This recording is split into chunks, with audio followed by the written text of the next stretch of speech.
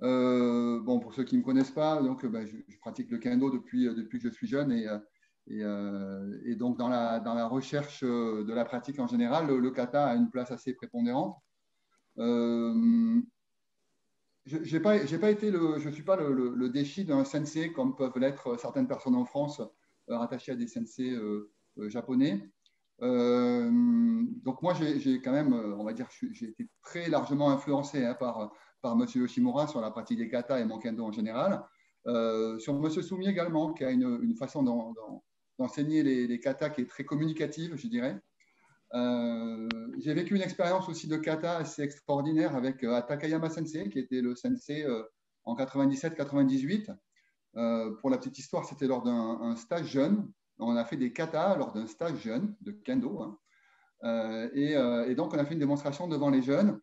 Et dès que je me suis mis en face de lui, hein, je dirais sa ferveur de pratique des katas m'a fait me déconnecter un petit peu de mon environnement autour. Et ce que j'appelle avoir réalisé des katas immersifs avec lui, voilà, j'étais tellement à l'intérieur que tout s'est évanoui autour, hein. Donc et puis dans les katas, je ne peux pas non plus passer à côté l'expérience que j'ai eue autour de Ito-Ryu, hein, qui est donc une école de Koryu, une école de Kenjutsu. Dans les années 80, j'ai travaillé un petit peu pendant, on va dire, 3-4 ans, les katas de Kenjutsu de l'école Ito-Ryu avec Kozo Takizawa Sensei. On en reparlera un petit peu tout à l'heure. Donc voilà, dans la première page que vous voyez là, j'ai voulu une petite phrase d'accroche, c'est un petit clin d'œil, je dirais, aux théoriciens en général qui pratiquent avec nous et qui ont une conception qui théorise pas mal de choses. Et j'ai voulu justement faire un petit clin d'œil à eux en particulier.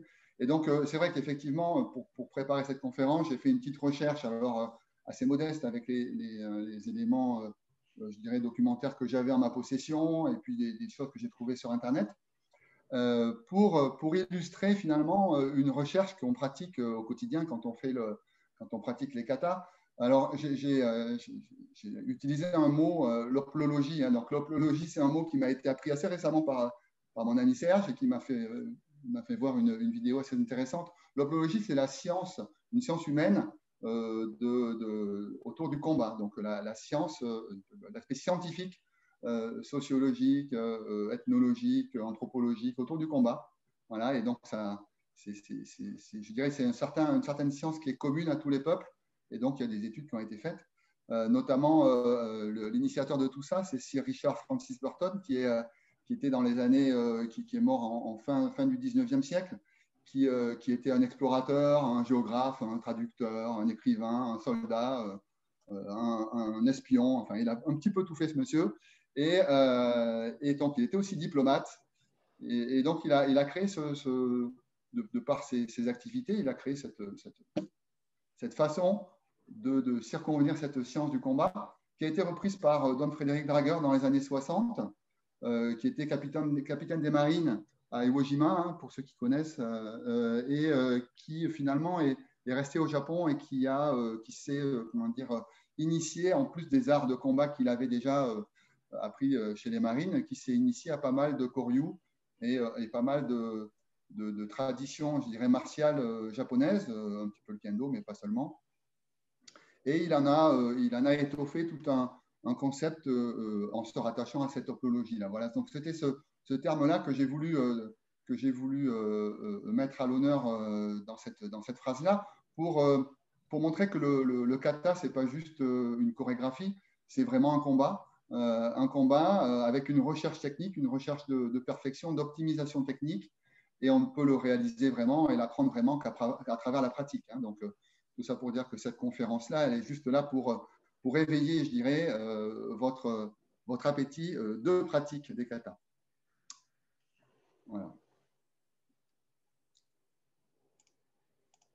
Donc, le sommaire, donc, bon, voilà, donc, parler un petit peu de la création des katas, comment ça s'est organisé, dans quel contexte, et maintenant on sait ce qui a été créé, puisqu'on le pratique en ce moment, mais c'est passé par certaines phases, et c'est important de savoir par où elles sont passées, par où le kata est passé pour pouvoir bien comprendre et avoir peut-être un éclairage supplémentaire à notre pratique quotidienne ou pratique régulière des katas. Donc, le rôle du kendo kata, qu'est-ce que ça peut nous apporter? Quel est le rôle dans la pratique en général? J'ai voulu mettre un accent aussi sur la recherche du Sen, l'initiative, on va en parler. Et puis, bien sûr, on ne peut pas parler des katas sans parler des que j'appelle les invariants, c'est-à-dire les choses qu'on trouve dans les katas et sur lesquelles on doit travailler pour pratiquer et mieux comprendre en profondeur les katas. Un rapide parcours des kamae, des différentes kamae qui existent au kata. Et puis derrière, j'ai fait un zapping de vidéos où j'ai balayé un petit peu toutes les vidéos que je pouvais avoir personnellement et les vidéos qui m'ont été envoyées. D'ailleurs, je vous remercie pour tous ceux qui m'ont envoyé des vidéos. Et puis les liens que j'ai pu trouver sur Internet pour faire un zapping des 10 katas, donc réalisés par des maîtres tout à fait différents. Les plus anciens sont dans les années 30 et puis jusqu'à nos jours. Voilà, et donc on verra les 10 katas réalisés avec quelquefois des formes un petit peu particulières, mais assez intéressantes. Voilà, et puis une petite page sur les remerciements. Et donc dans l'histoire de la création, là, vous voyez une photo du Butokuden. Butokuden, on va en parler après, c'est à Kyoto, on va dire, pour nous, Européens, c'est le temple du kendo, hein, c'est le dojo qui a été créé je crois que c'est 1895. Là, c'est en 1900, il était tout neuf, hein, donc il a été créé pour la pratique justement du budo. Et donc, dans l'histoire des katas, on distingue encore deux phases, parce que avant qu'on appelle le kendo, ça s'appelait le kenjutsu. Et donc, il y a une période où depuis les combats, je dirais, sur les champs de bataille, à partir du moment où on a commencé, à partir du moment où le Japon a commencé à rentrer en période de paix, effectivement, toutes les techniques ont été codifiées et donc ça a créé des écoles de kenjutsu.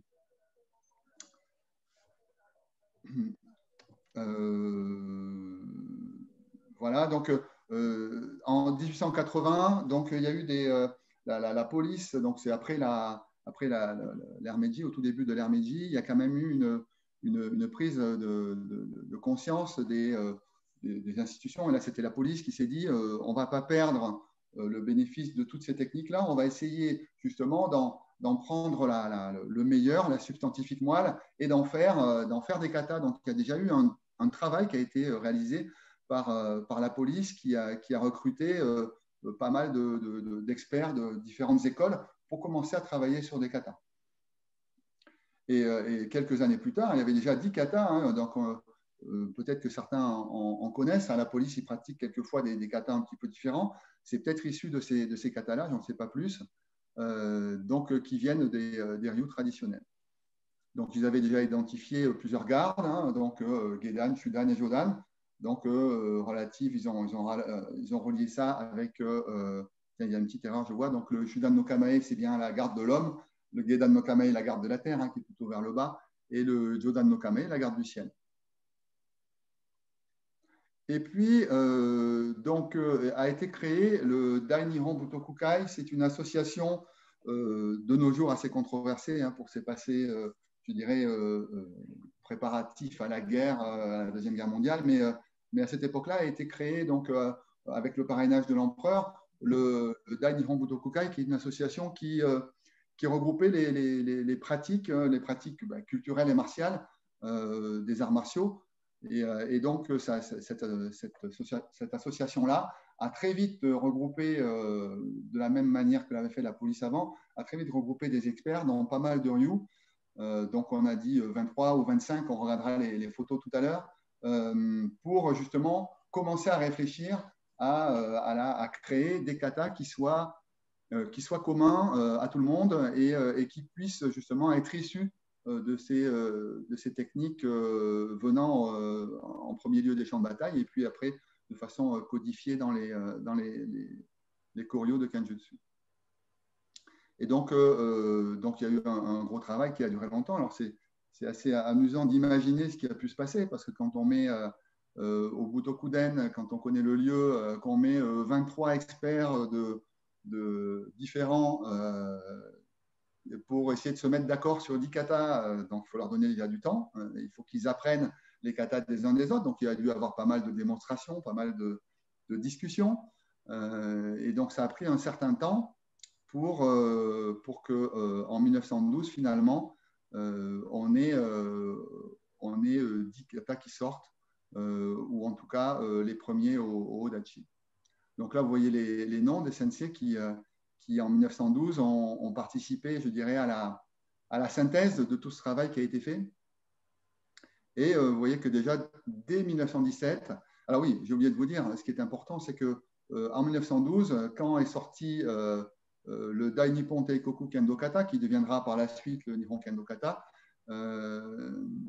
c'est la première fois officiellement où le mot kendo a été, je dirais, annoncé, a été officialisé.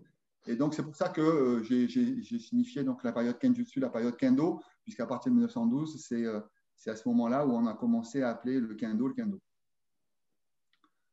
Donc voilà, donc, des katas ont déjà été en 1912 établis. Et puis déjà dès 1917, il y a une première révision qui a été faite avec du matériau qui a été ajouté, avec des notes en bas de page qui ont été ajoutées en 1917. Et donc le mot kendo a été lancé pour ce document-là de kata, pour ce regroupement de kata, et il a été officialisé. Le Kenjutsu et le Bujutsu ont été officialisés en 1919 comme Kendo et Budo. Et effectivement, pour les katas, ils ont été révisés encore en 1933. Parce que ce que j'ai cru comprendre, c'est qu'il y avait pas mal d'explications, ça avait été documenté, mais qui pouvaient laisser penser à des interprétations. Donc, pas mal d'interprétations. Et donc, les sensei ayant en 1906-1912 commencé à créer ces katas, n'étaient plus forcément là. Certains avaient été décédés. Et donc, les interprétations allaient bon train. Et il a fallu donc faire une autre révision en 1933 pour arriver à faire des katas qui ressemblent à peu près à ce qu'on fait de nos jours. Donc voilà à peu près l'histoire. Vous voyez, je vous ai montré quelques photos. Donc là, on voit, on a la date, c'est très précis, hein, c'est le 10 août 1906. Donc un petit aréopage de professeurs. Hein. On reconnaît ici Nakayama Akudo. Voilà. 1906. Une autre photo de 1906.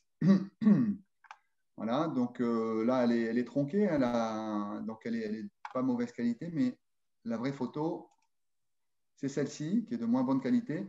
Et là, on voit le nombre de personnes. Alors, je pense qu'il y a des officiels hein, qui sont là, qui ne sont pas forcément des experts, qui sont plus, je dirais, les huiles du Butokukai de l'époque. Et puis, tous les experts qui sont là autour et qui posent, je dirais, pour la postérité en 1906. Voilà, donc une petite parenthèse pour vous parler de Kozo Takizawa Sensei, qui est de l'école Honoré Itoryu, hein, avec qui j'ai pratiqué l'Itoryu dans les fin des années 80. Il a fait un travail de recherche sur les katas, parce que c'est vrai que quand on regarde bien, il y a quand même pas mal d'écoles différentes, et il y a notamment Itoryu et Okushin Itoryu, qui sont des branches un peu différentes d'Itoryu, qui ont participé. Donc là, vous voyez, les noms et les grades, hein, à l'époque c'était en Shikyoshi, et les origines de tous les sensei qui ont participé. Voilà, donc voilà, je vous laisse regarder un petit peu. Il y a il y a pas mal d'écoles différentes. Alors,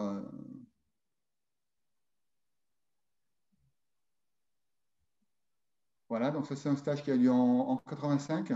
Où à l'époque, donc Takizawa Sensei, qui était ici, est venu avec une délégation de son dojo. Et donc, on a commencé à apprendre les katas d'Itoryu. Et donc, à la fin du stage, on arrivait à réaliser une vingtaine de katas chacun. Voilà. C'était en 85. L'année d'après, donc, je suis allé au Japon et j'ai continué à travailler un petit peu Itoryu. Et j'ai appris jusqu'à une cinquantaine au total de katas entre Komidachi, Goten, Aikodachi, donc pas mal de différentes séries de katas de l'école Itoryu que je me suis très vite empressé d'oublier, hein, mais je pense qu'il doit rester des choses quand même dans ma pratique, notamment le Kyotoshi. Voilà, donc le travail de recherche a été fait par Kozo Takizawa. Et là, vous voyez donc le comité, donc je dirais le comité restreint du Dai Nippon Teikoku Kendo no Kata en 1912. c'est eux qui ont finalement synthétisé les katas comme on les connaît à peu près aujourd'hui, mais qui ont laissé quelques zones d'interprétation qui ont été revues après jusqu'en 1933. Vous voyez, il y a les noms, donc on reconnaît Takano Sasaburo, voilà, ici. Et donc en 1912, Nakayama Akudo était encore un peu jeune, il était Kyoshi, mais il a participé en 1933, si j'ai bien compris, à la révision.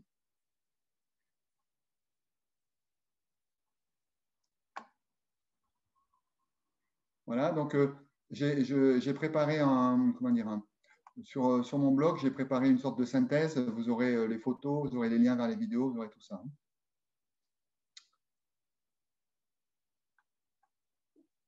Ok, bon, je continue dans le rôle du Kendo no Kata. Donc, il y a pas mal d'écrits là-dessus. J'ai retenu ces concepts-là. Voilà, donc l'apprentissage des katas en général, c'est un vecteur favorisant l'union de l'esprit, de la technique et du corps. C'est le fameux Shingitai.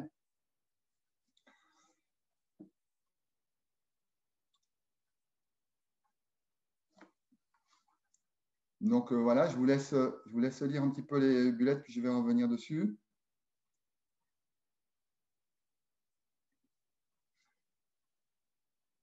Donc les katas, comme je le disais, sont issus de katas de Kenjutsu. Et donc, le principe des katas de Kenjutsu, à partir du moment où la période de paix est arrivée, début XVIIe siècle, ça a été de pouvoir que les sensei puissent tirer parti et ne pas perdre toutes les compétences qu'ils avaient acquises sur les champs de bataille et toutes ces techniques qu'ils avaient développées de par leur expérience. Ils ont codifié ça. C'est devenu donc les katas de Kenjutsu. Donc c'était, on va dire qu'il y a une image assez poétique, je dirais, si on peut le dire. C'est de dire on est passé de Setsuninto, le sabre qui tue, hein, donc sur les champs de bataille, vers Katsuninken, le sabre qui préserve la vie, donc en apprenant les katas de Kenjutsu.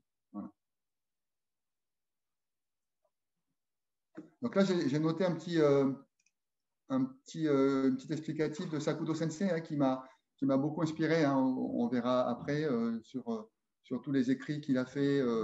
Donc Sakudo Sensei, c'est le professeur japonais qui vient très souvent à Marseille, qui est le professeur d'Alain Agopian. Et donc, il a écrit ceci. Il a écrit « Les premiers katas de Kenjutsu ont été codifiés à partir des expériences en combat réelles des fondateurs des écoles.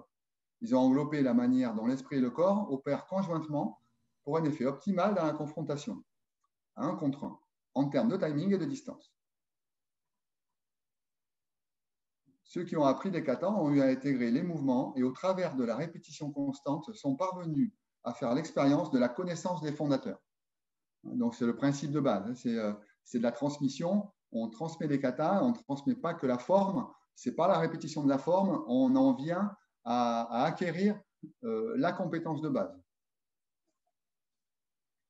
Et donc, c'est là où on dit qu'en d'autres termes, le kata peut être décrit comme un vecteur par lequel l'adepte peut réaliser l'union de l'esprit, de la technique et du corps, Shingitai, dans un processus de compréhension, d'apprentissage et de maîtrise des techniques. Donc là, vous voyez, hein, les katas, alors il y a pas mal de listes de points. J'ai pris ceux qui me parlaient le plus. Dans les katas, effectivement, comme on travaille au Boken, effectivement, le Asuji, c'est une des compétences que le kata va nous aider à développer, c'est-à-dire que le Asuji, c'est le sens du tranchant. Effectivement, plus le niveau monte en kendo et plus on a besoin de pouvoir démontrer notre capacité à utiliser le sabre, donc le shinai, en utilisant bien le sens du tranchant. Donc le Asuji, c'est vraiment très important. La compréhension de la distance, le Mai, mais ce n'est pas la peine de l'expliquer. On sait pourquoi, justement, les pratiquants d'Iaido pratiquent le kata. C'est aussi pour comprendre la distance et pouvoir mieux se figurer la distance de coupe. La maîtrise des mouvements du corps, hein, parce que c'est cette relation à l'autre et cette réaction, anticipation, nous permet de mobiliser le corps en un seul mouvement. Donc, à gérer toutes les inerties, hein, les inerties du corps et les inerties du sabre. Ceux qui font les katas le samedi matin avec moi le savent bien, je le répète assez souvent. Donc, cette partie maîtrise des mouvements du corps. La sincérité de la pratique, alors là, c'est intéressant comme concept parce qu'on se dit qu'on n'a pas de protection dans les katas. Hein. Donc déjà, on a une attention beaucoup plus soutenue pour essayer de ne pas blesser l'autre. Donc, chose que, effectivement, avec le Shinai, on a un peu plus tendance à se lâcher un petit peu. Là, cette partie-là, on est obligé de faire attention. Hein. Donc, et comme on ne se protège pas, le principe de la sincérité dans la pratique, c'est aussi de pouvoir, de façon complètement, j'allais dire, sans tenir compte du résultat, savoir si on va être touché ou pas touché, pouvoir s'engager. Et donc, c'est quelque chose qu'on fait dans les katas. Effectivement, en kendo en armure, on a plutôt tendance de temps en temps à se protéger pour éviter. Et là, cette sincérité-là, on la travaille par la pratique des katas. Et alors, le développement du Kigulai, c'est intéressant parce qu'on travaille effectivement la forme, mais aussi on travaille cette capacité à pouvoir développer cette puissance à un moment donné en se mobilisant, mais en même temps en ayant une certaine retenue, en intériorisant tout ça. Et tout ça, ça amène une sorte de dignité, une force, une capacité, une présence, une sorte d'autorité qui finalement s'exprime par la pratique du kata et qu'on pourrait appeler Kigulai. En général, c'est ce qu'on demande à partir du 5e, 6e dan dans les passages de grade.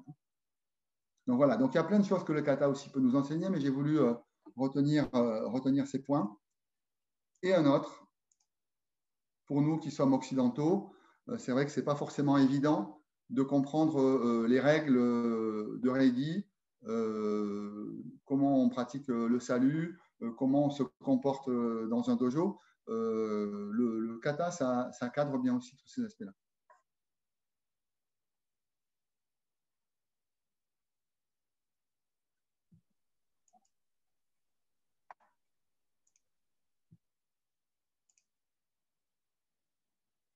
Ok, je vais regarder s'il y avait des questions. Pas de questions. Donc, le sen. Alors, le sen dans les katas.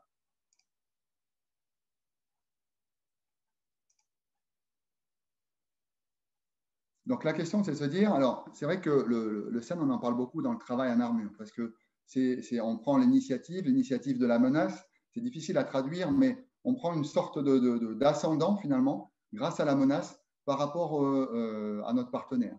Et cet ascendant-là ne veut pas dire forcément qu'on va prendre l'initiative de l'attaque, mais on a comme une sorte de coup d'avance qu'on pourrait avoir aux échecs en se disant que ce qu'il va faire, c'est comme si un petit peu c'était quelque chose d'écrit et qu'on va pouvoir composer avec. Voilà. Cette prise de scène, c'est ça. Et donc, il y a 3 types de scènes. Il y a le premier, alors il n'y a pas forcément d'ordre. Hein. Celui que j'ai mis en premier, c'est le sen no sen. Hein, le sen no sen, c'est on sait exactement ce qu'il va faire. Hein, et au moment où il le fait, on compose avec. Voilà, on agit en conséquence. Le sen sen no sen, là, ça fait vraiment appel à de l'anticipation, à du ressenti. On en parlera un petit peu tout à l'heure. J'ai une citation de Sakudo Sensei très intéressante là-dessus. On ressent ce qui va se passer et l'anticipation fait que notre action pratiquement sort d'elle-même. C'est quelque chose qu'on ne voit pas très souvent. Enfin, moi, je n'en fais pas tous les jours non plus. C'est qu'à partir du moment où on est bien dans les bonnes dispositions, où on est bien, on ressent bien son partenaire, on ressent ce qui est en train de se passer, notre attaque finalement ou notre contre-attaque va partir d'elle-même, sans qu'on ait vraiment de réflexion, je dirais, et de conscience que c'est en train de se faire. Et puis c'est une fois qu'on l'a fait qu'on se dit ah mais c'est parti tout seul. Voilà. Donc ça c'est le sen sen no sen. Donc basé principalement sur l'anticipation. Le go no sen, justement, c'est on est prêt, on est disponible, on ne sait pas vraiment ce qui va se passer et même l'autre essaie de nous surprendre et notre réaction finalement c'est une réponse conditionnée. On le verra dans certains katas, dans certains des 10, on est plutôt en go no sen et certains on est plutôt en sen sen no sen. Alors là, j'avais mis des photos de trains. Hein, ce n'est pas uniquement pour faire joli, c'est qu'il y a toute une allégorie autour des trains par rapport pour comprendre le sen. C'est en gros, on a le sen sen no sen, c'est qu'on est à l'entrée du tunnel, hein, clairement. Et puis à un moment donné, on sent que le train va sortir du tunnel et quelque part, on ne le voit pas, mais on sent qu'il va sortir du tunnel. Et au moment où il sort finalement, il y a notre attaque qui arrive sur lui, hein, comme si on faisait grand men Tayatari sur un train. Bon, voilà, c'est ça l'idée. C'est ça, donc, de se dire qu'on ne l'a pas vu, on a juste perçu, on a senti, notre attaque est partie toute seule et ça s'est bien combiné. Voilà, hein, donc, Et donc, on va voir donc ce que nous dit Sakudo Sensei là-dessus.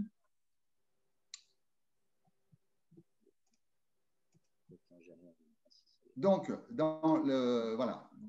vais retrouver mon fil, ça y est.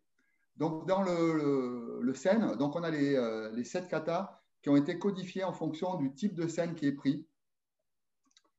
Donc, pour le premier kata, c'est du Sensen no Sen. Donc, le principe, c'est que les deux sont face à face, mais c'est surtout que le Shidachi va venir provoquer l'attaque. Va venir provoquer l'attaque. Et finalement, la réponse du Shidachi, ce n'est pas un évitement, c'est finalement qu'une conclusion logique à ce qui se passe. C'est-à-dire qu'il a provoqué l'attaque et finalement, il a ressenti quand l'autre attaquait et pam, pam, à ce moment-là, c'est du Sensen no Sen. Pour le deuxième kata, c'est pareil. Sensen no Sen pour le Nihonme. Le troisième kata, c'est pareil, c'est normal, c'est-à-dire qu'on laisse remonter, je dirais, on remonte la pointe, mais un petit peu en retard par rapport au Uchidachi, qui voit l'opportunité de lancer Tsuki, mais finalement c'est un piège, on contre et on contre-attaque. C'est pour ça que ça fait un timing normalement qui n'est pas Yato, qui est Yato, parce qu'on était dans l'anticipation de son attaque. Donc ça change pas mal en termes de timing. Le quatrième kata, c'est à un moment donné, quand on redescend en kamae, le Uchidachi peut attaquer à n'importe quel moment. Donc notre attaque n'est qu'une réponse conditionnée. Le Makimen n'est qu'une réponse conditionnée au Tsuki de Uchidachi. Donc on est dans le Gonosen. J'ai plus rien. Le cinquième kata, on ouvre légèrement pour menacer son poignet, pour le laisser rentrer et on anticipe, finalement, on anticipe le Suriage. Le Suriage n'est pas une esquive, c'est vraiment une anticipation et c'est une contre-attaque dans son attaque. Tout ça bien mêlé, donc on est dans le Sensen no Sen. Le sixième kata, si vous vous rappelez bien, le sixième kata, à un moment donné, quand il redescend de son Jodan, il essaye d'attaquer par surprise. Et comme on est bien disponible, on n'est pas surpris, mais c'est une réponse. C'est une réponse à son action. Donc, le Suriage est conditionné. Voilà. C'était cartographié comme ça dès le début de la fabrication des katas. Et le septième kata, le Men-no-Kido, c'est pareil, c'est du Gonosen. Donc là, je vous ai mis quelques photos pour décorer, pas seulement. Vous voyez aussi Sakudo Sensei ici, avec Hiroyuki Saita, son élève. Tous les deux 8e dan. Hiroyuki, il ne l'était pas quand il était sur la photo parce qu'il était tout jeune, là, mais maintenant il est 8e dan. Donc, les invariants du kata. Alors, les invariants du kata, on va passer un petit peu de temps parce que j'avais une liste un peu à l'après-vert. Donc, le rôle d'Uchidachi. Uchidachi, Shidachi. Donc, le principe dans les katas est le même que dans le Kenjutsu, c'est-à-dire qu'il y a le professeur qui est Uchidachi qui transmet à son élève les techniques par la répétition. À son élève ou à son korai. Voilà. Donc, par la répétition des techniques, le Uchidachi va transmettre, va infuser la compréhension fine de la technique par les répétitions. Donc, le rôle de Uchidachi, c'est vraiment celui qui incite, qui tire, qui donne le bon rythme, la bonne distance, qui va enseigner par la pratique. Donc, qui va quelquefois même, ce que je dis souvent le samedi matin, c'est qu'il va mettre aussi de temps en temps un peu de challenge. Donc, de challenge à son Shidachi, en quelquefois, et comme ça m'est arrivé de temps en temps, le Uchidachi essaye de vous surprendre, notamment sur le 6e kata. Quand il redescend du Jodan, il peut très bien attaquer un côté très rapide. Il faut être bien en place pour que le Suriage se fasse de façon fluide. Donc, le rôle du Uchidachi, vraiment très important, c'est le leader, c'est lui qui transmet. Et c'est pour ça que quand on voit des démonstrations de kata, quand c'est les Japonais qui font, on sait très bien qui est Uchidachi, c'est en général le plus ancien, un grade le plus élevé. C'est comme ça que ça se passe. Quand on voit aussi, on fait des compétitions de kata, le championnat de France de kata, et on voit de temps en temps que le Uchidachi, ce n'est pas forcément celui qui a la meilleure capacité de réalisation. On se dit, on a besoin de voir la technique réalisée par le Uchidachi, c'est ça qui va il va nous valoriser le kata. Et je pense que c'est une erreur. Je pense que vraiment, le Uchidachi, par son action, par son niveau, parce qu'il imprime sur le kata, va donner la valeur au kata. Le Shidachi va se laisser porter. Alors, il faut qu'il accroche les wagons, bien sûr, mais il va se laisser porter et finalement ne faire qu'adhérer à ce qu'a amené le Uchidachi. Donc, dans les katas, on avance en Suliashi.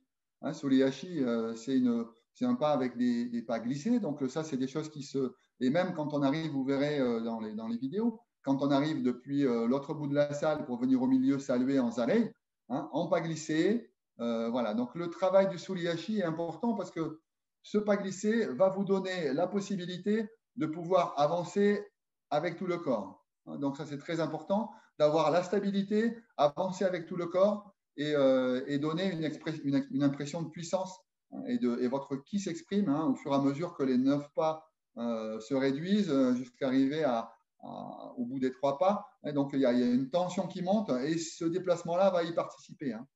Donc, le Suliashi est très important.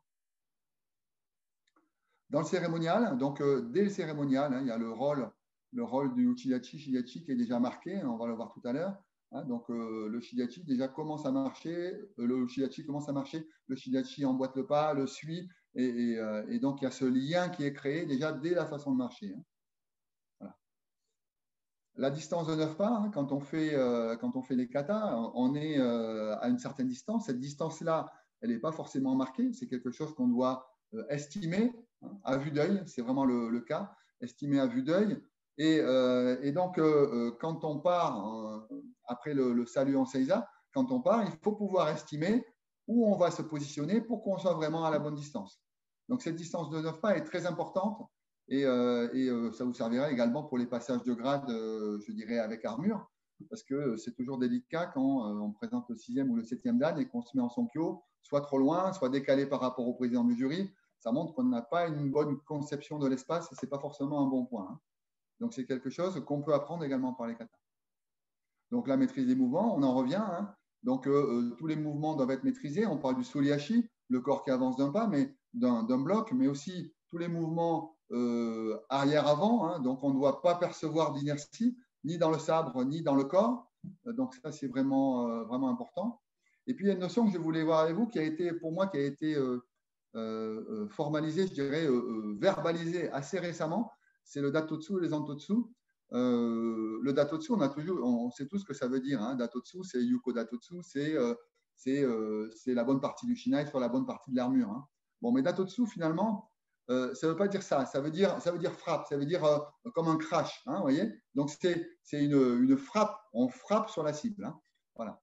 Et Zantotsu, c'est un mouvement qui ressemble plus à une coupe de Yaido, où le mouvement est beaucoup plus circulaire, vous voyez. Alors que le Datotsu, il est plus comme ça, et le Zantotsu, il est plus comme ça.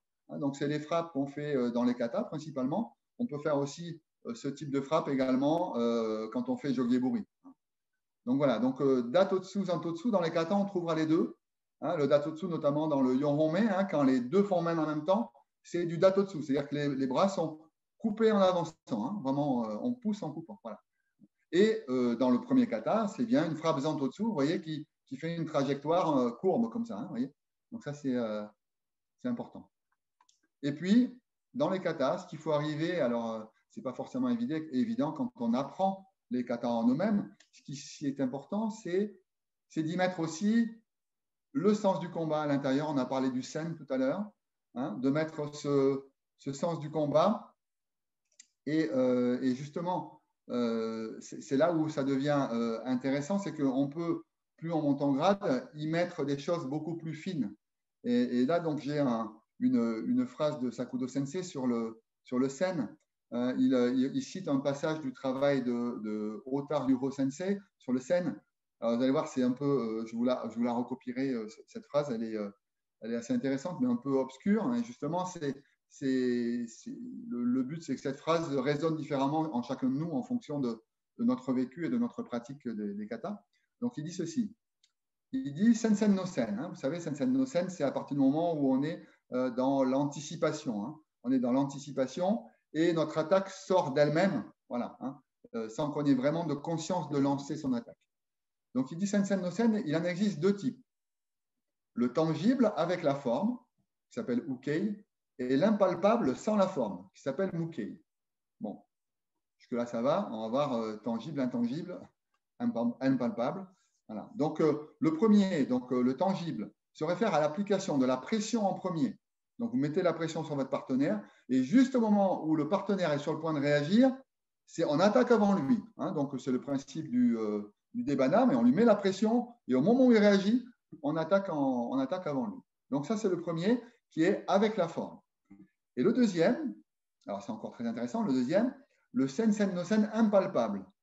C'est le fait de vider d'abord le ki de l'opposant et comme son intention de frapper se manifeste, que le pressentiment que l'on peut recevoir, nous, de la cible visée résonne dans son propre cœur, à nous, de répondre en attaquant avant que l'attaque de l'autre puisse se former. Ça, c'est le Nyoi no Sen.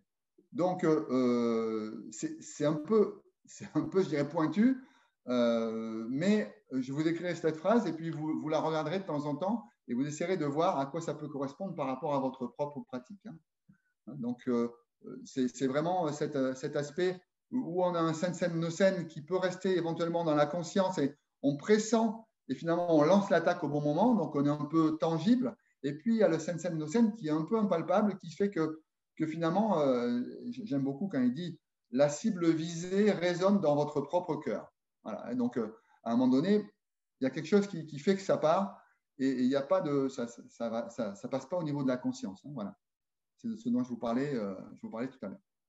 Donc, une phrase encore par rapport au Datotsu Zantotsu hein, de Sakudo Sensei, c'est que c'est intéressant comme concept aussi, c'est que le Kendo no Kata, c'est comme un pont entre l'ancienne pratique du sabre et la nouvelle. Hein, la nouvelle étant celle, je dirais, avec l'armure et le shinai, et l'ancienne étant plutôt celle avec le sabre dans les combats sur les champs de bataille ou même le Kenjutsu. Donc, le Kendo no Kata, c'est un pont entre les deux. Hein, qui fait la transition entre la technique de coupe, hein, le Zantotsu, celui dont je vous ai parlé, hein, cet arrondi-là, hein, qui est une courbe convexe hein, donc de coupe, vers la frappe en elle-même, qui est le Datotsu, qui est ce que je disais, le crash, la frappe en elle-même. Donc, les katas nous font conserver, entretenir et développer ce lien de la pratique du sabre et qui englobe la totalité, la moderne et l'ancienne. Donc, intéressant aussi en termes de combat et des conséquences, on parlait du timing. C'est vrai qu'on parlait du sen tout à l'heure, à partir du moment où on a le bon sen, on applique la bonne initiative, on va se retrouver dans le premier kata, par exemple, à ne pas avoir ya-to, à avoir quelque chose comme ça, ya-to, hein, on le verra tout à l'heure, hein, j'en ai pris quelques-uns qui étaient très significatifs par rapport à ça. On voit bien que finalement, c'est comme si on devançait, même s'il y a une esquive, on devance, hein, en termes d'esprit, en termes de scène, on devance le partenaire. Et donc, par rapport au combat, le kata nous apprend aussi à essayer de recréer le combat originel, si vraiment on le fait avec l'esprit, comme si ce combat-là, ce que je dis souvent, c'est comme si on ne savait pas ce qui allait se passer et on se remet dans la situation originelle du combat. Alors, on a l'avantage effectivement de savoir comment ça va se passer, mais de se remettre vraiment dans cette sincérité qu'on va chercher, de se dire que effectivement, quand on fait le rôle d'Uchidachi, on va essayer vraiment de couper. Voilà. Et le rôle de Shidachi, on va essayer de provoquer. On sait ce que l'autre va faire, mais on ne sait jamais. On va essayer de provoquer, yato, et on fait la contre-attaque comme ça. Donc, la sincérité des attaques, c'est vraiment primordial hein, dans cette notion de combat qu'on essaye de recréer. Donc, la sincérité des attaques, ça veut dire la bonne distance, ça veut dire le bon timing, ça veut dire la bonne énergie, hein, le kiai qui va bien comme si on allait réussir hein, l'attaque. Et puis, en prenant aussi en compte le concept de kan, kyu, kyo, yaku, qui est progressif, rapide, fort et faible. Hein, donc, ça plus le timing et le zanshin, ça vous amène cette capacité à développer votre science hoplologique et votre compréhension du combat au moyen des katas.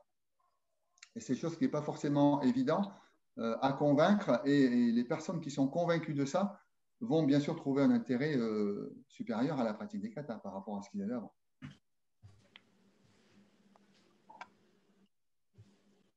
Et donc, bon, effectivement, dans le kata, il y a aussi le cas particulier du kodachi. Donc, le kodachi étant plus court, il a besoin de compenser sur plusieurs aspects.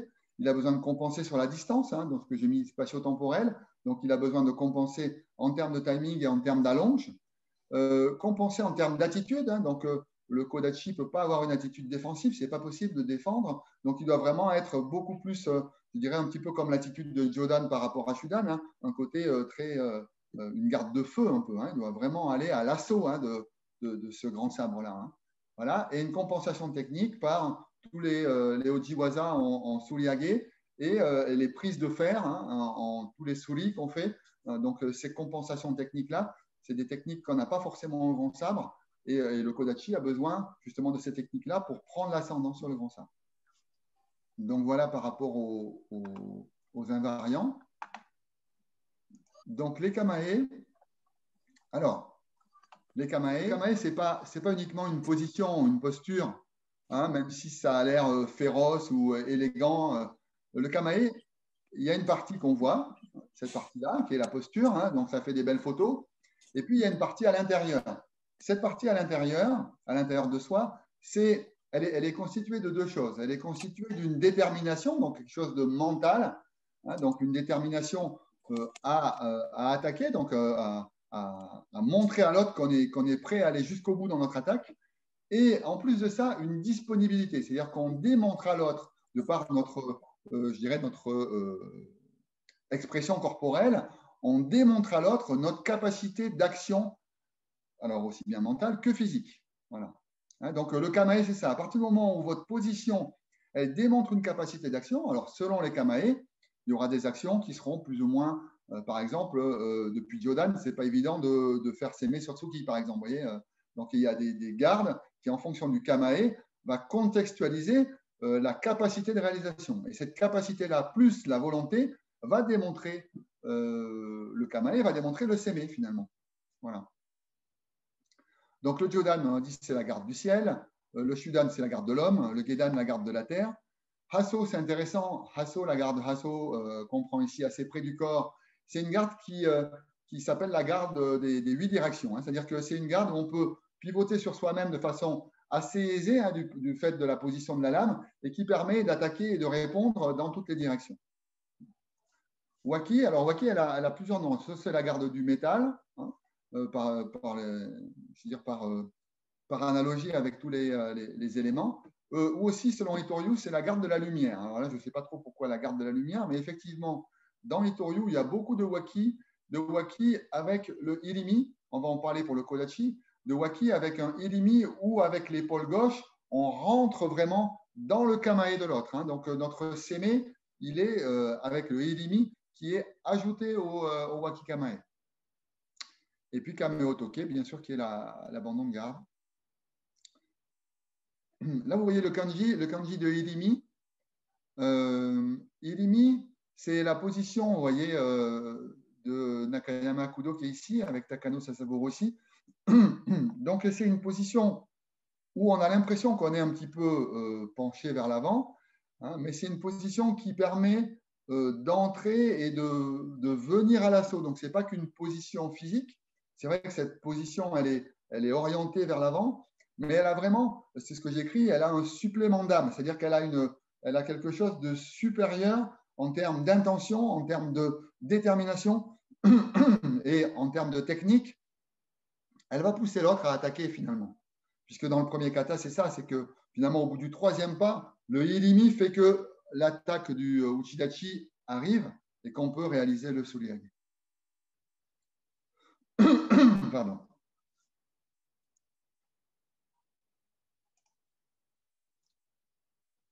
Donc voilà pour la partie discussion. Ce qu'on va faire, on va aller jusqu'au remerciement et puis après je vous montrerai la Izekata parce que j'ai quand même réalisé un petit peu cette recherche avec beaucoup des écrits hein, de Sakudo Sensei. C'est vrai qu'il a beaucoup écrit, il a beaucoup fait. Là, on le voit en train de délivrer une conférence. Il a écrit un livre aussi dont je vous ai marqué les références. Donc, beaucoup de tout ça a été traduit en français hein, sur le site du Shudokan à Marseille. Donc, très intéressant de lire. Il y a plusieurs articles hein, très intéressants. Bien sûr, j'ai attrapé un petit peu des bouts d'histoire que veut bien nous céder la Zenkenren parce que j'ai trouvé beaucoup plus de choses ailleurs. Hein. Il y a comme une sorte de simplification, je dirais, hein, qui a été faite sur le site de la Fédération japonaise, mais on trouve d'autres informations par ailleurs, et notamment chez George McCall, qui est un Anglais qui est au Japon depuis une bonne vingtaine d'années et qui traduit pas mal d'articles, pas mal de livres, et qui est sixième dan, si je m'abuse, peut-être qu'il a passé son 7. Voilà, donc très intéressant. Donc je vous conseille aussi d'aller voir son blog, c'est en anglais, oui. Et puis il y a pas mal de choses intéressantes sur les katas à l'université de York au Canada. Voilà.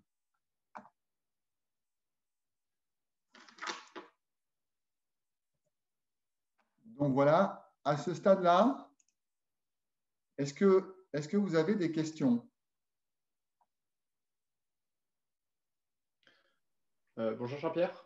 Bonjour. J'aurais une question par rapport aux gardes, notamment sur le 5e kata, pour la garde de Shidachi.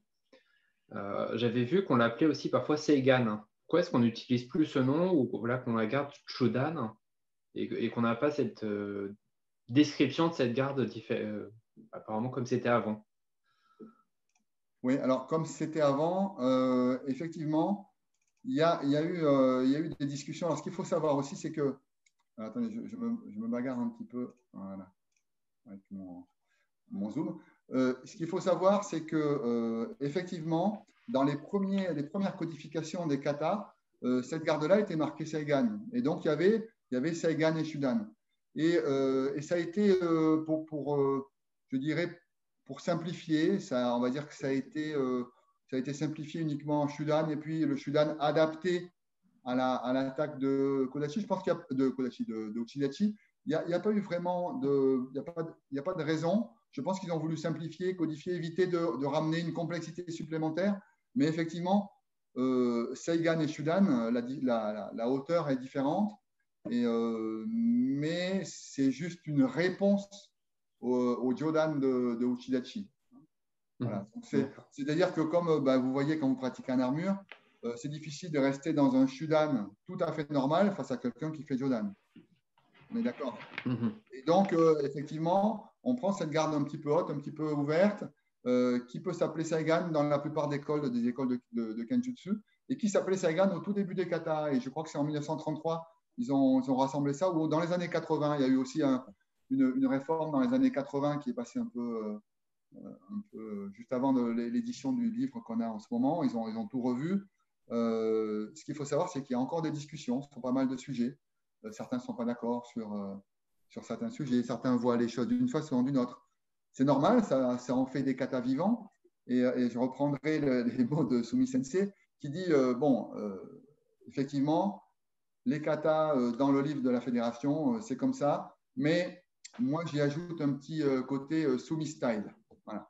Donc, voilà, juste pour dire qu'il y a des discussions et il y a encore quelques interprétations, mais finalement, je ne pense pas que ce soit des interprétations, c'est plus des ressentis un petit peu différents et qui peuvent, par exemple, quand on prend l'exemple du 6e kata, hein, une fois qu'on a fait côté, sur les côtés, hein, et donc que le Uchidachi s'en va, il y en a qui disent le Uchidachi doit partir d'abord et le Shidachi le poursuit. Mais si on fait ça, le Uchidachi qui vient de perdre son poignet a encore sa main gauche et peut couper la tête du Shidachi. Donc, est-ce que c'est Uchidachi qui part en premier? Est-ce que c'est le Shidachi qui pousse? Bon, mais je pense qu'il faut essayer de trouver quelque chose qui soit cohérent. Ce n'est pas un qui part et l'autre qui suit, sinon effectivement, il y a un décalage. Hein, je pense qu'il faut le voir comme le tout début du kata où, quand on prend Jodan, il y a l'autre qui poursuit. Vous voyez ce principe-là. Et là, c'est pareil. Hop, voilà. Donc là, ça ne lui laisse pas le temps de pouvoir faire autre chose que de subir le zanshin du Shidachi. Voilà. Je pense que ça répond à ta question? Oui, merci beaucoup. Bonjour Sensei, c'est Samuel. Oui, bonjour Samuel. Ouais. J'ai du mal à comprendre pourquoi sur des techniques telles que Nuki, on parle de Sen, Sen, no Sen et pas de Go no Sen, puisque ce sont en principe des Ojiwaza. Ouais. J'avais déjà vu ça, mais je ne comprends pas. Alors, la première fois que je l'ai vu, j'ai eu la même réaction que toi. Et alors déjà, je me suis dit, mais d'où ça vient ce truc-là? Et quand j'ai compris que ça venait de l'origine, c'est-à-dire que dans les documents d'origine, ils ont qualifié le type de scène qui devait être réalisé avec la série. Donc je me suis dit, bon, on va leur donner le bénéfice du doute pour commencer. Et puis après, je me suis posé des questions. Et effectivement, quand on conçoit vraiment comme un combat, et quand on se dit que par le premier kata, effectivement, c'est un Uki, mais c'est un Uki provoqué, où finalement, la technique de Nuki, elle intervient de façon intuitive. Hein, on provoque jusqu'à ce que, intuitivement, bam, voilà. Hein. Et effectivement, ce n'est pas une surprise. Pour moi, ce que je vois la différence, c'est que le Gonosen, on est un peu surpris par ce qui se passe et on réagit bien. Et le Sen-Sen-No-Sen, on n'est pas surpris parce qu'on l'a anticipé, on l'a prévu, voire même on l'a provoqué. Et donc, dans le deuxième kata, alors le premier kata, hein, c'est bien, on provoque, le Shidachi provoque l'attaque pour contre-attaquer. On va le voir très bien dans le premier kata que vont faire justement M. Ojie et M. Toyomura. On va le voir très bien. Et dans le deuxième kata, c'est pareil. C'est pas 1, 2, 3, j'arrive là. Et oh, qu'est-ce qu'il fait? Il est en train de m'attaquer côté. C'est pas ça l'idée. C'est 1, 2, 3. Et ici, il y a tout de suite une pression qui laisse à l'autre l'opportunité du côté. Et finalement, il est comme aspiré. Hein, et donc, on y réagit, mais c'est une réaction anticipée. Et donc, c'est du Sen-Sen-No-Sen. Mais effectivement, ce sont des notions assez complexes. Et je pense que pour les passages de grade, à partir de 5e dan, je pense que c'est le bon moment de se poser ce type de questions. Bon, c'est bon, j'ai le temps. Si tu vois ce que je veux dire. Donc voilà, c'est ça. Hein. C'est pour ça que ça a été codifié. Et donc, une fois que c'est codifié, c'est que les gens qui l'ont conçu, ils l'ont conçu comme ça, avec cette codification de Gonosen et Sen-Sen-No-Sen. Et comme vous pouvez voir, il n'y a pas de kata qui soit Sen-No-Sen. On sait ce que l'autre va faire et on fait. Et pourtant, c'est ce qu'on fait la quasi-totalité du temps quand on fait des katas. On sait ce qu'il va faire, on agit. C'est du Sen-No-Sen. Et pourtant, dans la cartographie des katas, il n'y en a pas qui soit Sen-No-Sen. On ne sait jamais ce qu'il va faire. Soit on l'anticipe et c'est du Sen-Sen-No-Sen, soit on réagit et c'est du Go-No-Sen. Voilà. J'espère que ça répond à ta question, mais la meilleure réponse, ce sera d'arriver à le faire par la pratique. Voilà. Merci.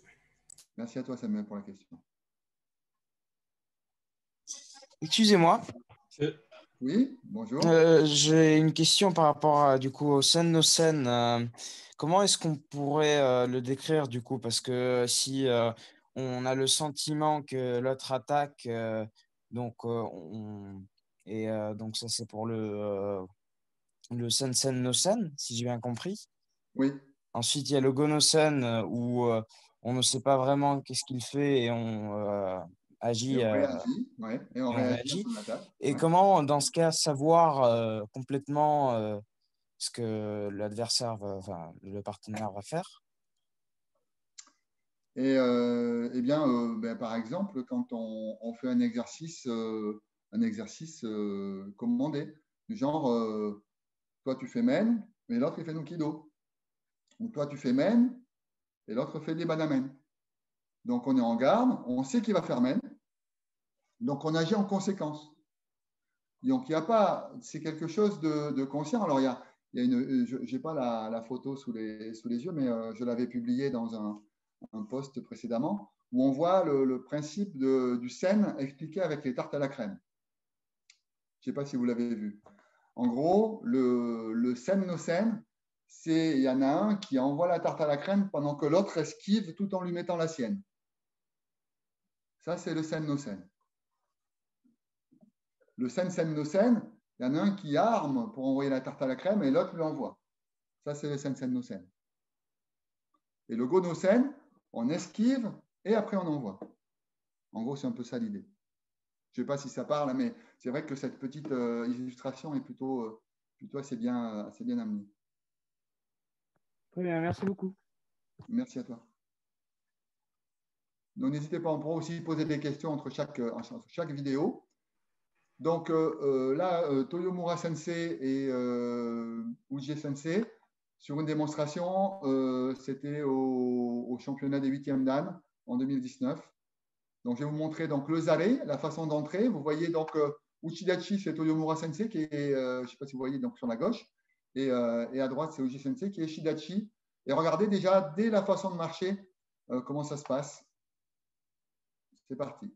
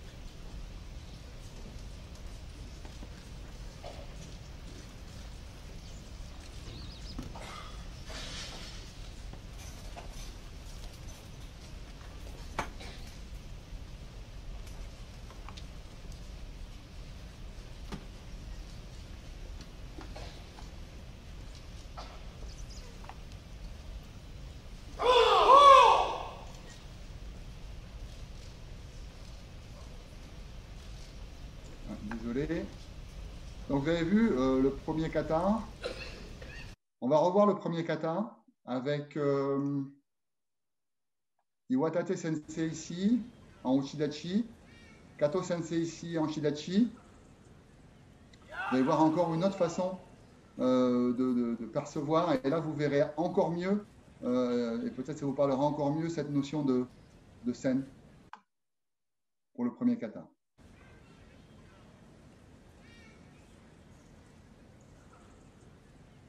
Je vais vous le remettre parce que je voulais vous montrer quelque chose. Essayez de regarder la trajectoire du sabre d'Iwatate Sensei. Regardez où elle passe pendant son attaque d'Uchidachi et finalement la cible coupée. Regardez bien cette partie-là, on va le revoir encore une fois.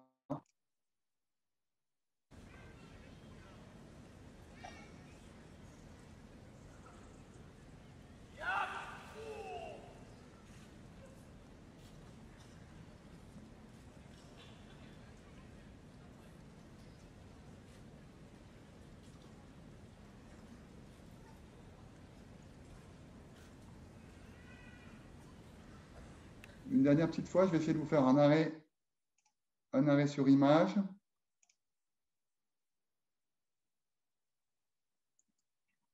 Voilà. Vous voyez, la pointe, elle est là. Elle est quoi? Même pas 10 cm. Donc, il y a eu un retrait. Regardez le retrait de Kato Sensei, comme j'en parlais ce matin. La jambe bien puissante ici. Le pied droit ne revient pas forcément jusqu'au bout. Il n'y a pas forcément besoin. Le but, c'est d'esquiver vraiment le haut, pour pouvoir maintenir le timing du Sensen no Sen.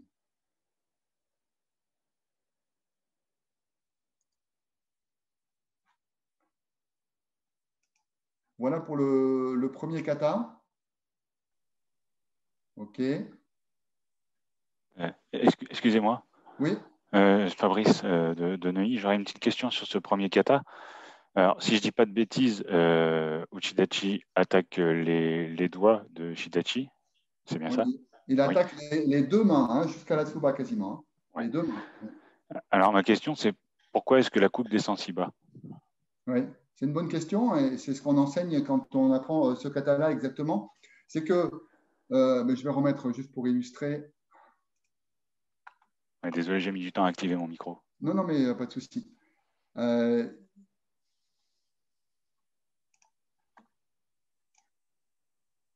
Voilà. Donc, quand on arrive à distance ici, 1, 2, 3 pas, hein, vous avez vu là, Kato Sensei a provoqué son attaque. Ici, il vient couper les deux mains ici. Mais figurez-vous que dans les deux mains, il y a aussi la tsuka du sabre. Son but à lui, c'est de couper jusqu'au niveau de la ceinture ici. Mais il se dit, je pourrais très bien être arrêté par la tsuka et ne le couper que quelques phalanges et si mon attaque n'est pas suffisamment puissante. Donc, on met une attaque très puissante. Hein, et ce qui se passe, c'est que comme elle est puissante, on se laisse emporter. Vous voyez le corps ici, il se laisse emporter vers l'avant par cette attaque-là et par la puissance qu'on y a mis, étant donné qu'on a raté et qu'on tape dans le vide. D'accord. Normalement, la coupe, elle est jusqu'au nombril, mais on se laisse emporter par l'élan, étant donné la puissance qu'on a mis. Voilà la réponse à la question. Et effectivement, et après, il va rester penché un petit peu en avant jusqu'à la fin du kata. Merci.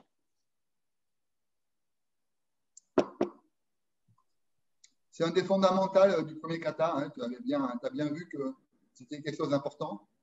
Et ça doit être systématisé pour bien exprimer que finalement, c'est une coupe puissante qui nous fait qu'on sent. Ah, donc, vous avez pu voir le deuxième kata aussi, hein, qui est vraiment exceptionnel, hein, la façon dont ils ont fait le deuxième kata. Ici, donc, je vais le remettre juste un petit peu, quand même, il le mérite.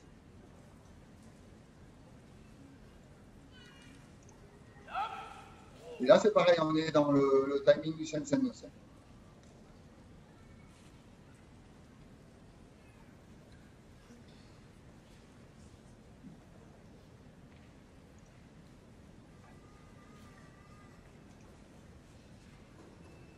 Okay. Pour le deuxième kata, j'avais prévu de vous montrer Kiba Sensei, qui est un expert, qui était un expert d'ailleurs de Jodan, et qui va faire le deuxième kata avec Nagada Sensei. Donc vous voyez hein, cette notion-là de timing. Hein. Hop. Entre l'attaque contre-attaque. Voilà, il n'y a pas de temps d'arrêt. Hein. Bam, bam. C'est important.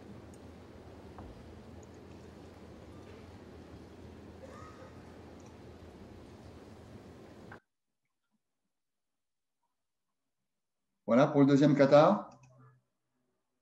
C'est un kata qui a l'air simple. Troisième kata. Alors j'ai pris une vieille vidéo qui date, je dirais, des années 60. Entre deux des derniers dixièmes dan, Mochida Sensei et Saimura Sensei.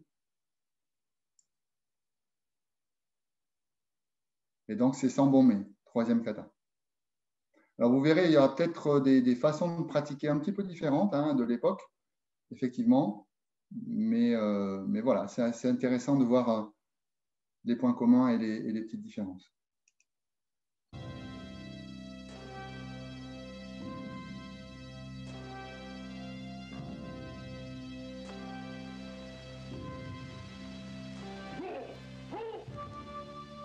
Pour le troisième kata, je vous ai sélectionné aussi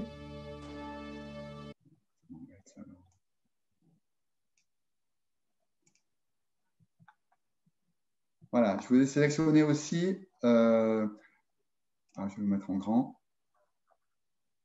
Voilà. Sato Noriaki Sensei, ici, très connu, c'est un enseignant émérite, enfin c'était un enseignant émérite au Japon. Il a écrit beaucoup de livres sur l'enseignement du kendo. Hein, et en France, on s'inspire beaucoup de ses méthodologies d'enseignement également. Il était venu donc pour le Kyoto Taikai, si ma mémoire est bonne, et une démonstration donc avec Sumi Masatake Sensei qui lui vient régulièrement en France, voire 2 fois, 3 fois par an. Et justement, c'est celui dont je vous parlais tout à l'heure et qu'on a vu pour exprimer en photo là, le Kigurui sur les slides tout à l'heure. Donc, Uchidachi Sato Noriaki Sensei, Shidachi Sumi Masatake Sensei.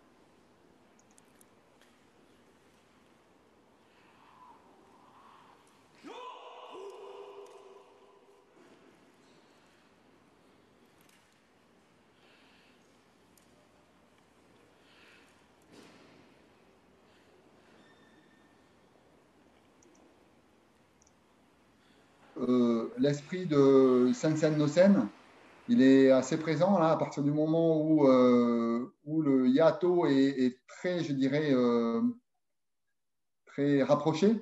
Hein. Ça veut dire que le timing, finalement, c'est pas une réponse, c'est vraiment quelque chose qui est anticipé. Hein. Hein, comme on voit bien l'attaque-réponse de Sumi Sensei, et vous voyez à quel point Sato Sensei est peut-être légèrement pris au dépourvu quand même. Hein. Je ne veux pas dire, hein, mais regardez.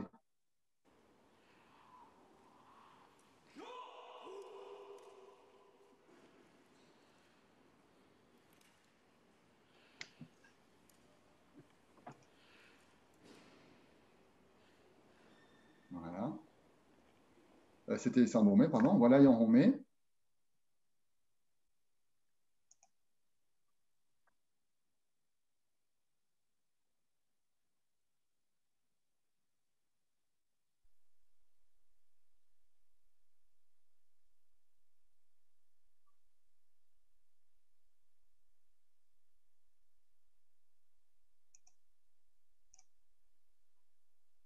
Alors, regardez comment ils font Kameo Toke. Ils sont quand même très hauts. Hein. Et alors, bon, ce qu'il faut voir aussi, c'est que ce sont des pratiquants de Koryu. Takano Sesaburo, c'est Itoryu. Et effectivement, dans les katas de Koryu, on ne descendait pas comme on descend pendant les katas le Kameo Toke. Ça, c'était dans les années 20. Hein.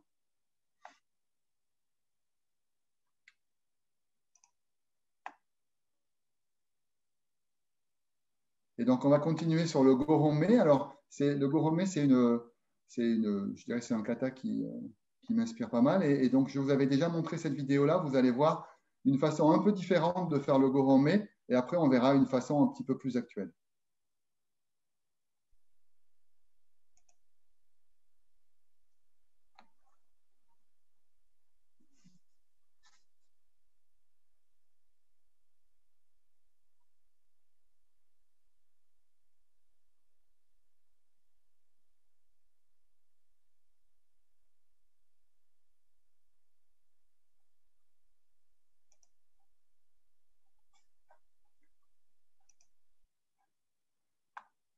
Donc, voilà. Alors, il y a cette vidéo que j'aime beaucoup. Au début, je me suis dit, bon, voilà, c'est une vidéo sur la plage, ok, sympa. Mais quand on regarde la réalisation, alors, j'ai regardé bien sûr tous les katas qu'ils ont fait, hein, mais leur façon de faire Gorome est quand même assez intéressante. Et ben, je vous laisse regarder.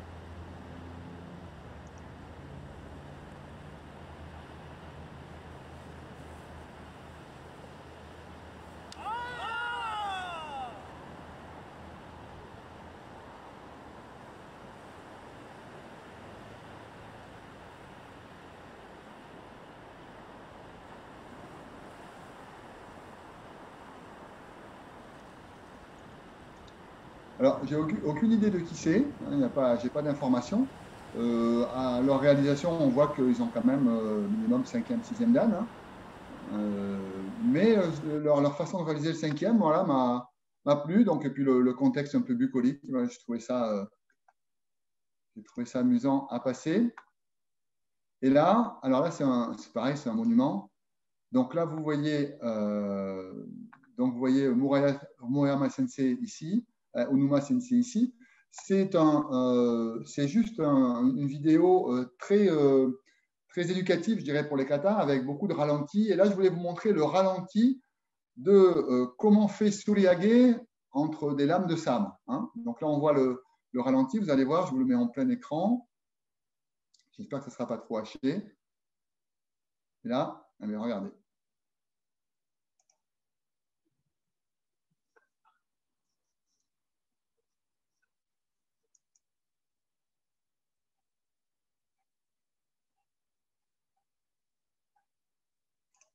On va remettre encore une fois.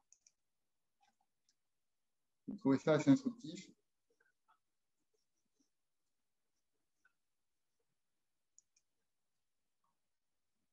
Donc cette vidéo, vous l'aurez entière hein, dans mes liens. Elle est très intéressante aussi, avec deux grands sensei. Regardez bien comment la lame de Uchidachi est déviée par la lame de Shidachi.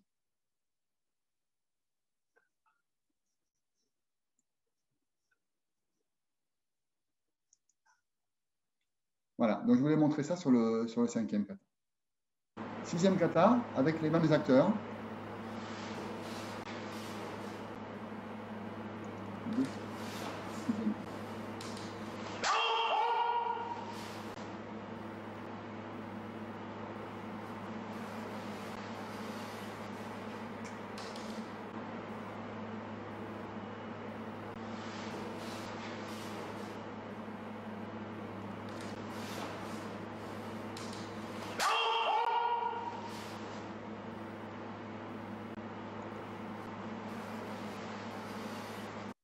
Encore une fois, pour le plaisir. Regardez bien comment le Shidachi suit le Uchidachi quand il recule pour prendre Jodan. Regardez le timing.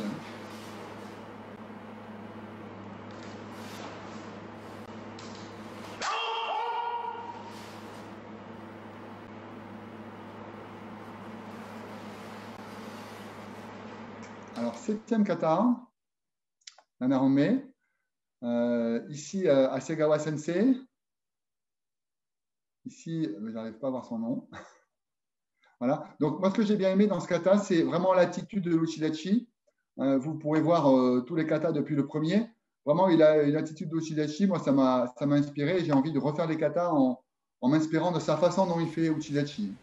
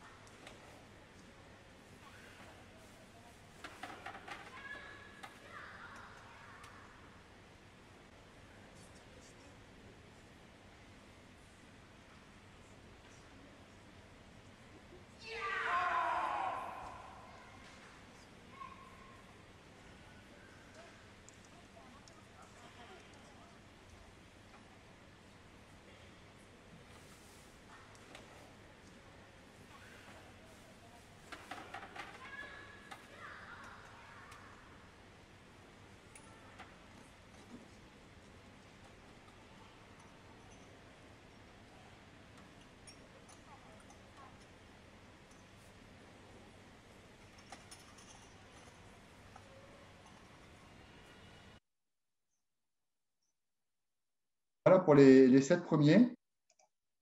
C'est bon? Pas de questions à ce stade? Ok, donc Kodachi, pour le Ippon-me de Kodachi, donc j'ai repris des vidéos qu'on a vues avant et j'ai choisi Mochiya Sensei, Samura Sensei. La forme est un petit peu différente de celle qu'on réalise actuellement, mais justement, moi je vois dans ces différences de forme, je vois finalement une façon de comprendre, finalement une sorte d'amplification de la compréhension du kata avec des formes différentes en se disant que ces formes-là, ça voulait dire quelque chose pour eux. La forme qu'on réalise maintenant, en sachant qu'avant, c'était réalisé un petit peu différemment, moi, ça m'apporte un certain éclairage. Voilà. Donc, je voulais vous la partager. C'est le Ippon-me.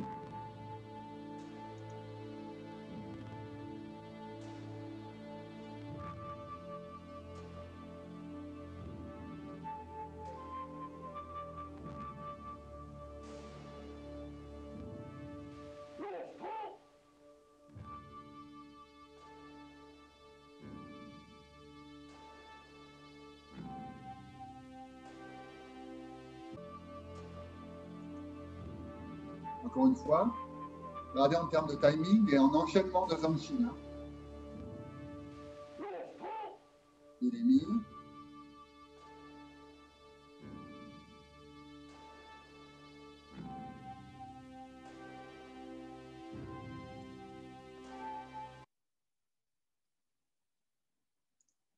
il y a aussi quelque chose que je voulais vous montrer. Regardez bien l'attaque d'Uchidachi, combien elle est profonde. Et donc, on ne sait pas à l'avance comment l'autre va attaquer. Est-ce qu'il va attaquer très profond ou pas? Donc, cette technique-là, il doit s'adapter. Et quand vous voyez bien le Shidachi, on voit qu'il s'est adapté à la distance de Uchidachi. Il était un petit peu plus près qu'il aurait éventuellement estimé, mais avant de frapper, il a réajusté sa coupe. Regardez bien, c'est assez intéressant. Et c'est ce qui montre que finalement, les katas ne sont pas figés et qu'on doit s'adapter au contexte. On a des partenaires qui sont différents, des façons de pratiquer différentes, mais justement, répondre à la technique du Shidachi, c'est aussi s'adapter à sa distance, à son rythme, à sa façon de pratiquer. Donc voilà, ça c'est intéressant pour ça aussi. Donc regardez bien cet aspect-là.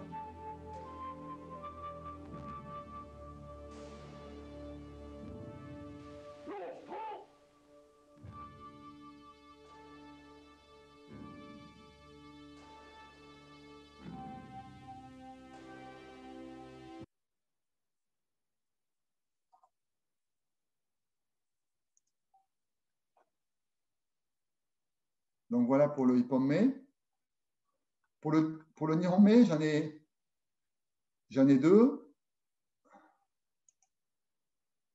J'ai celui-ci.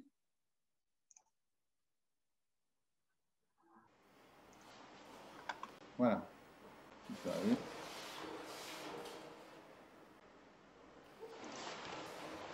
Kodachi Nihon-me.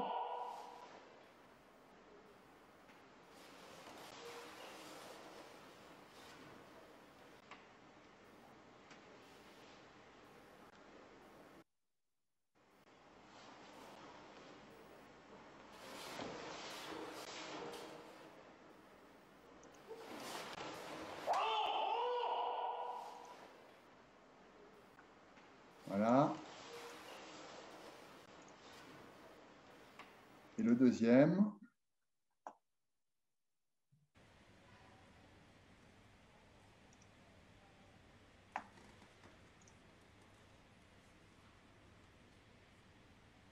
Regardez bien encore une fois la profondeur de l'attaque d'Uchidachi, Hasegawa Sensei.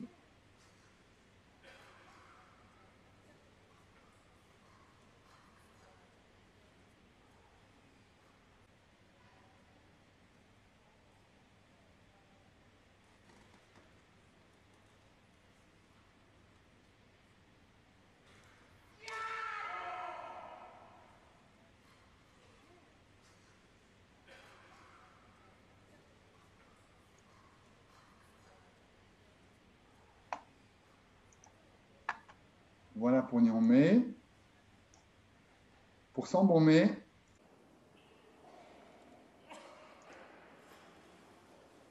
Sato Sensei, Sumi Sensei.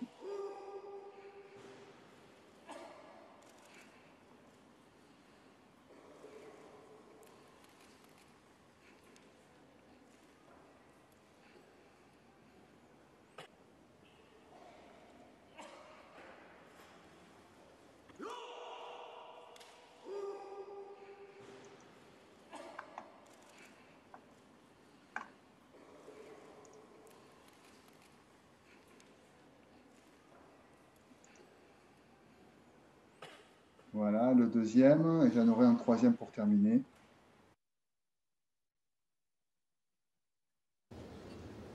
Donc Shiba Sensei, Nagata Sensei. Sanbon-me Kodachi.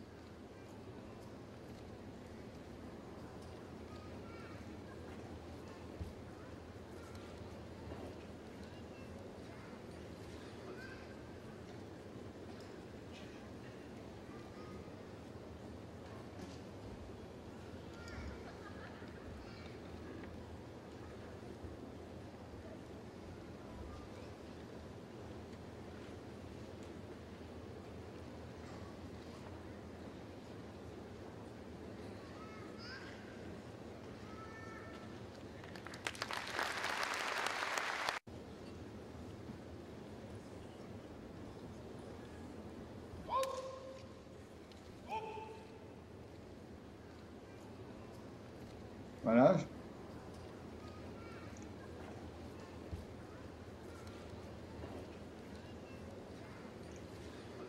Et puis pour terminer,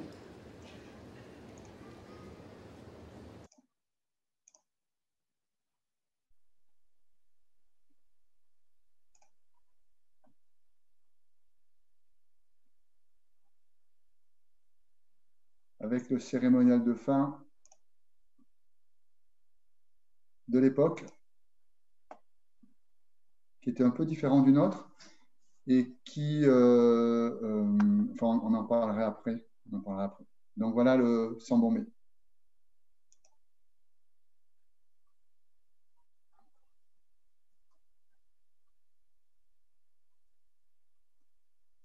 Encore une fois, regardez l'attitude ici de garde, très très basse, et des mouvements, vous verrez après, enfin vous les avez déjà vus, des mouvements qui sont assez amples en termes tous les mouvements de souris sont très amplifiés, regardez, en amplitude, je dirais, en hauteur et en largeur.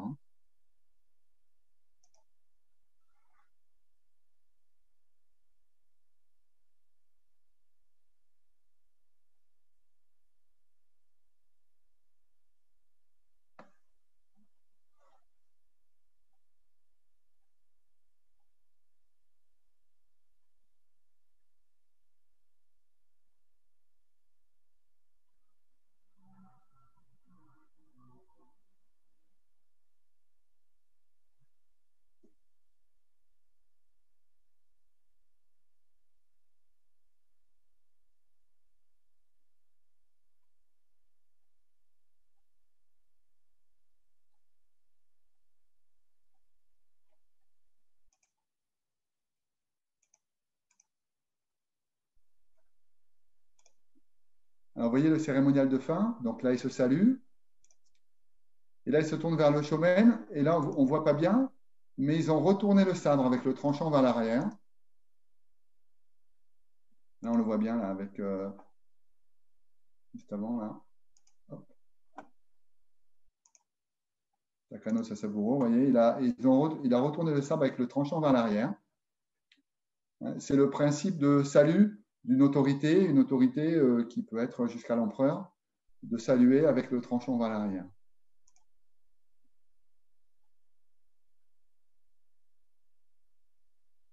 Donc, il se peut très bien que cette vidéo ait été une vidéo de démonstration devant l'empereur, mais il se peut très bien aussi que ce soit une autre façon de faire le cérémonial.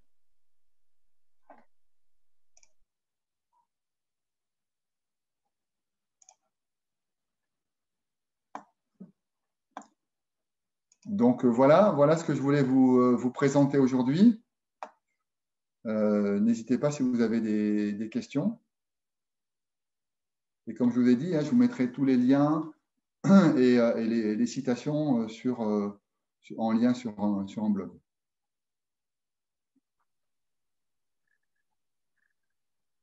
Oui, salut. Bonsoir Jean-Pierre, c'est Ludo là. Oui, Ludo. Une petite question. Je me suis toujours posé cette question sans avoir de réponse. Je fais toujours des katas 1 contre 1, mais dans la vraie vie, est-ce que personne n'a pensé à un moment donné à faire un kata, par exemple, 1 contre 2? Parce que, par exemple, à l'aïkido, on est amené à se confronter 1 contre 1, mais parfois avec plusieurs adversaires. Donc, dans la vraie vie du samouraï, c'était peut-être du 1 contre 1, mais ça pouvait être aussi du 1 contre 2. Donc, est-ce que quelqu'un, à un moment donné, a imaginé ce type de kata? Alors, ben oui, on les trouve dans le Iaido. Oui. Parce que finalement, c'est ça. Si tu peux arriver à faire mais dans les katas de Kenjutsu, à chaque fois, j'ai vu, et c'est ce que je disais tout à l'heure, je pense que c'est lié à l'enseignement. C'est-à-dire qu'il y a le Uchidachi qui est le professeur et en face, il y a un élève, un à la fois, effectivement. Et c'est pour ça que dans le Kenjutsu, on voit souvent cette transmission-là entre le professeur et l'élève qui est en 1 contre 1, enfin 1 avec 1.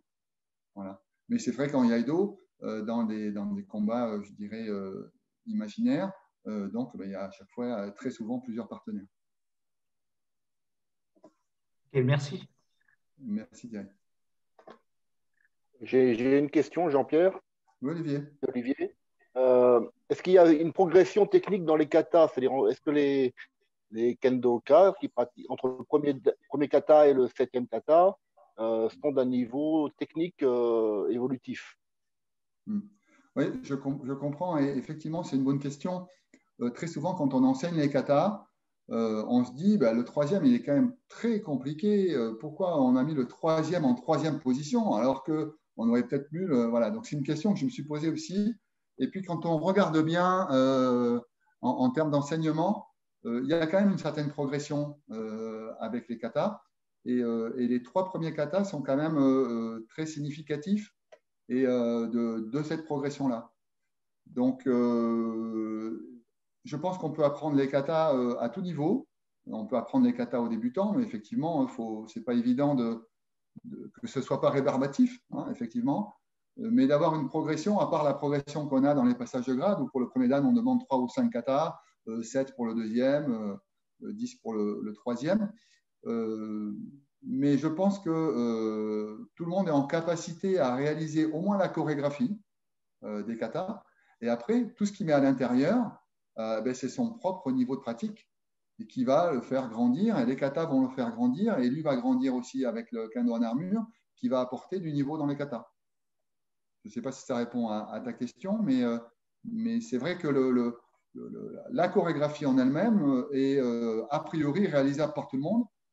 Bien sûr, il faut l'apprendre, il faut la retenir, en comprendre éventuellement les tenants et les aboutissants. Et après, ce qu'on arrive à insuffler à l'intérieur dépendra de son propre niveau de pratique.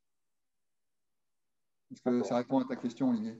Oui. Enfin, mais aussi, est-ce qu'il y a une progression technique, je veux dire, en dehors effectivement de la connaissance personnelle qu'on peut avoir? C'est comme ça que ça a été fait. Hein. Ouais. Ça a été vraiment pensé comme ça. Et c'est pour ça quand on m'a dit, tiens, la progression des katas, ils ont conçu des katas avec une certaine progression. Et moi, pendant très longtemps, je n'ai pas compris pourquoi le troisième, qui était si difficile pour nous, il l'avait mis en troisième position. Mais effectivement, c'est bien conçu comme une progression. Et c'est pareil dans le Kenjutsu. Hein, il y a vraiment dans celui que je connais, Itoryu, il y a d'abord le Kumidachi, où on apprend vraiment des techniques de base, hein, comme Kile-Otoshi, et puis petit à petit, ça devient un petit peu plus compliqué. Et après, il y a quelques séries de katas qui sont soit communiquées, soit pas communiquées, ou à partir d'un certain niveau, à partir d'une certaine capacité de comprendre qu'on va lui enseigner certains niveaux, comme dans les écoles anciennes où il y avait certains niveaux. Voilà. À partir d'un certain niveau, on pouvait percevoir l'intérêt de pratiquer certains types de kata. Mais dans le kendo no kata, ça a été conçu comme, au départ, c'était vraiment pour créer une progression technique pour apprendre le kendo, hein, finalement, et conserver le lien avec le sabre et en même temps apprendre le kendo en armure. D'accord, merci. Jean-Pierre, c'est Alain.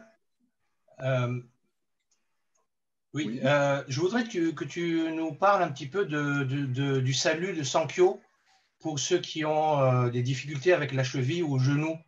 Est-ce que c'est vraiment indispensable ou est-ce que quand on le voit lors des passages de grade, il y en a qui se mettent debout? Voilà, je voudrais que tu en parles un petit peu si c'était possible. Oui, alors après, bon, c'est pareil, je pense que dans les passages de grade, je pense qu'il faut se mettre d'accord d'abord, donc prévenir le président du jury de son incapacité, et lui vous dira comment il faut se comporter. Certains vont vous demander, en fonction de vos capacités, d'essayer quand même, certains vous demander de rester debout. J'ai vu une démonstration dans toutes les vidéos que j'ai regardées pour préparer cette conférence, une démonstration de Sumi Sensei avec Terry Holt, qui nous a quittés il y a quelques années, et en Angleterre, où ils ont fait une démonstration où ils ne se mettaient pas en Sankyo, parce que Terry ne pouvait pas se mettre en Sankyo. Voilà. Donc, pour le passage de grade, ce qu'on doit, alors après ça dépend des grades, mais je pense que le mieux, c'est la seule solution, c'est d'aller voir l'organisateur, le président du jury, et puis une fois on te demandera de faire une chose, une fois en fonction de tes capacités. Voilà, je pense que l'évaluation du kata, elle est ailleurs, mais effectivement, il faut que ça reste quand même assez cohérent et que ça n'amène pas une sorte de disharmonie, je dirais, avec l'ensemble. Voilà. Merci. Merci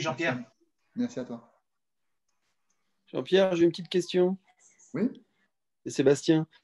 Est-ce que tout à l'heure, tu disais qu'il faut savoir s'adapter à son partenaire? Oui. Or, on pratique à 95% toujours avec les mêmes personnes. Est-ce que tu as une astuce pour travailler cette adaptation qu'au final, on rencontre souvent au passage de grade? Oui, alors l'astuce, c'est pas vraiment une astuce, je dirais que ça fait partie du travail des katas, c'est-à-dire déjà on doit partir du principe qu'on ne sait pas ce qui va se passer.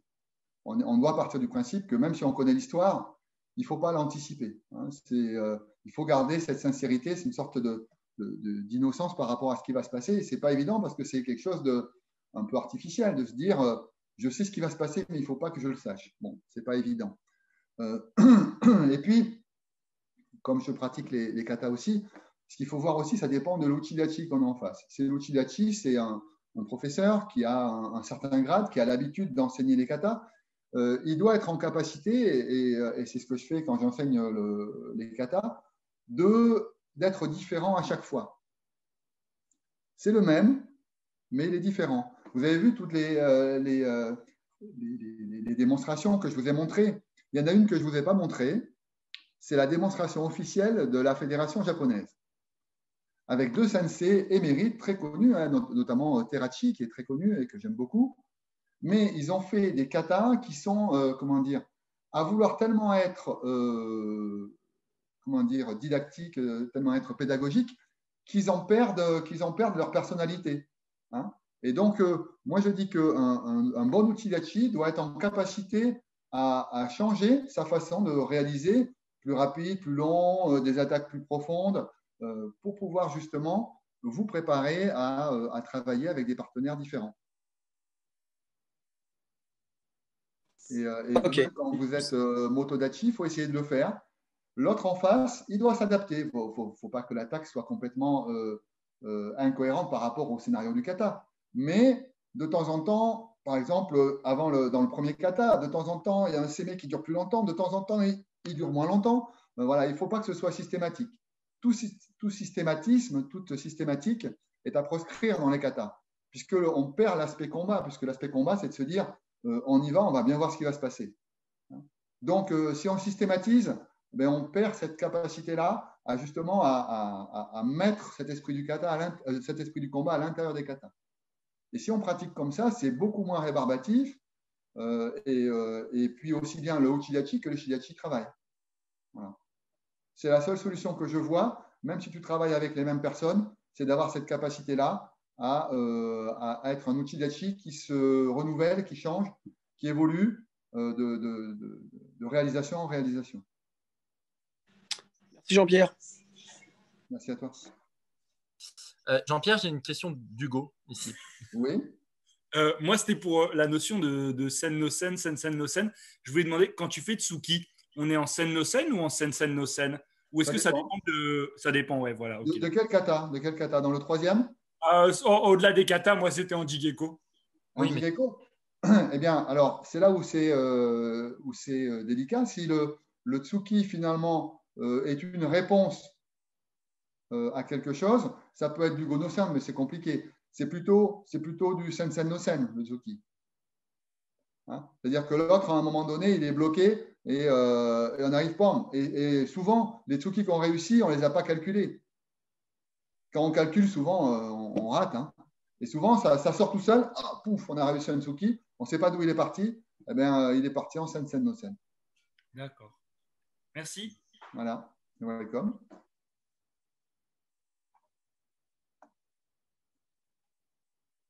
Donc voilà, bah, écoutez, je suis très impressionné qu'il y ait encore 86 personnes à la fin. Merci à vous. Et donc, comme je vous ai dit, je vous mets toute la matière et vous pouvez vous faire votre propre zapping de kata si vous voulez, avec toutes les vidéos. Il y en a encore d'autres que je n'ai pas retenues, mais dans toutes celles que je vous ai présentées, il y a aussi tous les autres katas que je ne vous ai pas montrés de tout le monde. Oui, bonjour, plutôt bonsoir Jean-Pierre. Bonsoir Emilio, je suis content de te voir. C'était simplement te remercier sincèrement pour cette belle conférence. Très intéressant. Et moi, ce que je pourrais dire, c'est que ça m'a… Donc déjà, de voir votre engouement, c'est vraiment c'est touchant. Hein, voilà. Et de préparer cette conférence, ça m'a donné envie de travailler encore plus les katas. Et finalement, je me dis que dans les katas, si vraiment on est aussi sincère l'un que l'autre, on peut rencontrer l'autre de la même façon qu'on le rencontre en keiko. Et on peut avoir ce même type d'échange, ce même type de relation, de partenaires de pratique aussi intense même. Hein. Donc, c'est vraiment, voilà, ça m'a donné envie de les repratiquer encore plus intensément avec avis à mes prochains partenaires. D'accord avec toi. Question de sincérité et d'engagement. Exactement. Merci. Merci en tout cas.